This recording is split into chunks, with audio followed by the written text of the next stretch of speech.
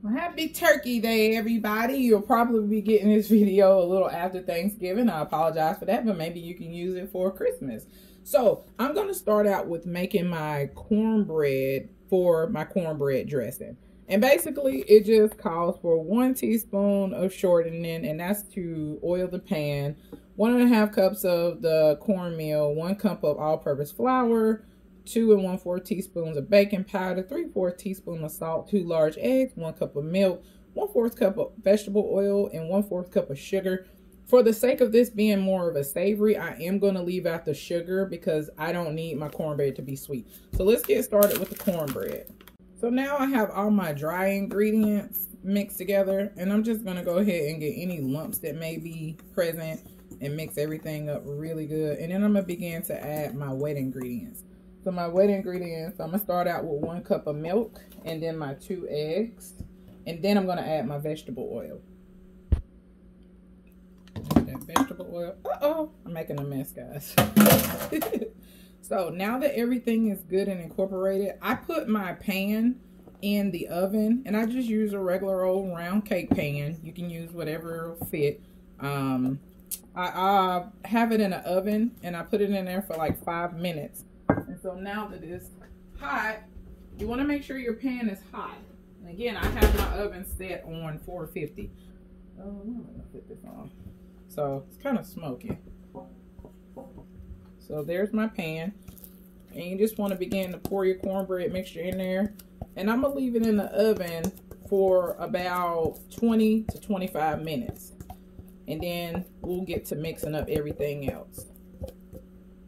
Now for the vegetables, I have a whole onion that I'm going to use. I'm probably going to use 2 or 3 stalks of celery.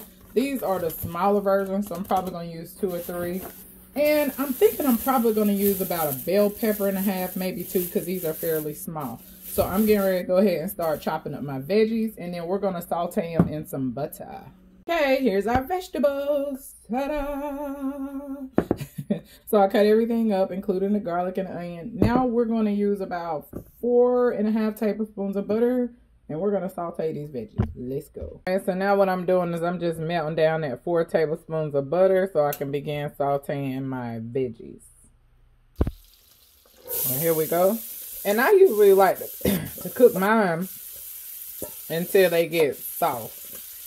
Not like, you know, you don't want to scorch them, but you want to make sure you get them soft. So we're just sauteing them up. Make sure they get covered in all that butter. And I always like to cook mine until they get soft. Okay, so now I'm going to start mixing my stuffing mix up. This is a bag of sage and onion by Pet Ridge Farm. You can use whatever stuffing mix you want. So I'm going to pour that in my bowl. And here's that cornbread that I made earlier. And I just poked a hole in it to make sure it wasn't too warm. And I'm going to begin to just tear this thing apart. Now, I did let it cool completely so it will be easier to manage. And I'm just going to break it up really good. You want to make sure you break up any large piece. Now that I have that mixed up, I'm going to go ahead and add 1 egg to my mix. And this is going to begin the moisture process. Next, I'm going to add in a cup of buttermilk and a cup of chicken stock. And then I'm also going to add in a can of cream of mushroom and a can of cream of chicken.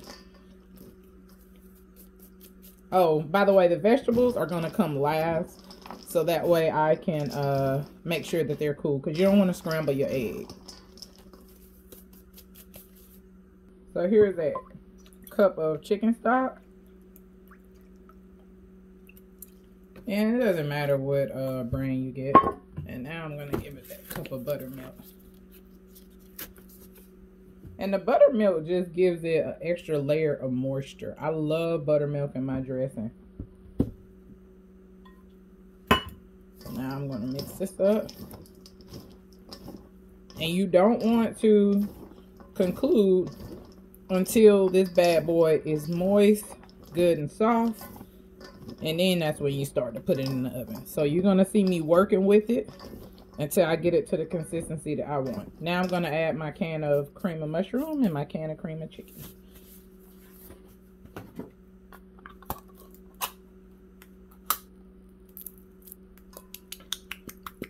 And for the cream of chicken, I am going to put some chicken stock in the can and just get all the remnants out of the can.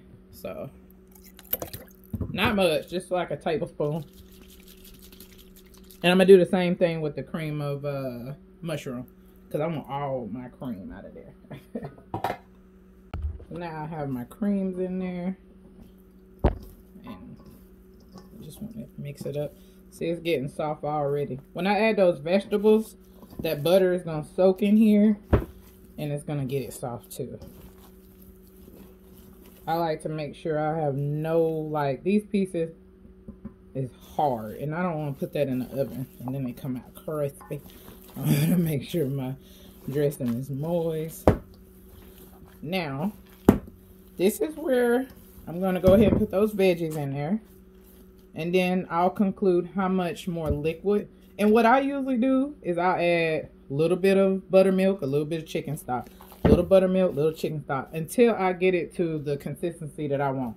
I always put my seasoning in last, because depending on how much chicken stock and buttermilk, I don't want it to be too salty. So I always leave the seasoning to last.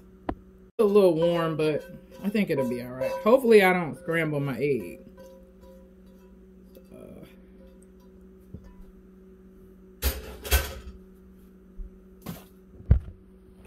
I'm just gonna mix this up. See, it's starting to get real soft and moist now, to where my hands are not hurting to grip it in there. So now what I'm gonna do is I'm probably gonna proceed with a 1/4 cup of buttermilk. Then if I still need more, it's gonna be 1/4 cup of chicken stock. And I'm speculating that that might be all I need moving forward, because yeah, it's very moist and smells so good. So now this is a good time to go ahead and add in your seasons. This is just garlic powder. I have some onion powder. And I just went a little liberal on that. However, this is my sage. I don't go too liberal. I say start out with a 1/2 teaspoon. And I also have some poultry seasoning, which is going to be a 1/2 teaspoon. And then you want to add a little celery salt. If you want, this is optional. Come on out of there. And I'm going to say 1/4 teaspoon of celery salt. I tasted it, and I am going to add about a teaspoon of salt, because all the rest of the flavors is intact. And you can taste just a little bit, so that way you can make sure, you know, I would just say this. Don't add too much salt too soon, because you can't take it back and then you have to do all this work again, and it's not fun. All right, so now I have my pan, and I'm gonna begin spraying it. Probably got some dressing in the pan. That's just off my hands, guys. So now what I'm gonna do is I'm just gonna go ahead and begin filling it up, and I'm gonna use my spoon to do so, and then I'll just probably beat it on my little countertop to get it leveled out. And you can actually use your spoon to smooth it out. Now this made a fairly large amount of dressing, which is good because I like to freeze mine anyway. And so that way I can pull it out for Christmas, and then I don't have to do all of this twice. Twice back to back. So that's all she wrote, folks. We're getting ready to put it in the oven. We're gonna see how pretty she looks. And like I said, I'm gonna start out with 25, 35 minutes on 350, and I'm just gonna keep watch. When it gets brown and it's no longer jiggly, then your dressing is done. So I'm gonna put her in the oven, and we'll see what she's looking like. All right, I just pulled her out of the oven. She looks amazing. Now what I'm just doing is I'm just going across. And remember, it's moist and it's hot. I'm gonna give y'all a close up. So, ooh, it's hot. I want y'all to see that. Oh man, and it's moist. And when it sets, it'll still be moist, and yet have that little crispy edge. So that's my cornbread dressing. I'm ready to dig in whenever it cools off, and I'm gonna let it set for about 30 minutes before we start to dig in. And I'll see you next time. I love you guys. Thank you for tuning in. If you like what you see and you want more of it, please hit the like, subscribe, and the notification bell. And until next time, peace out.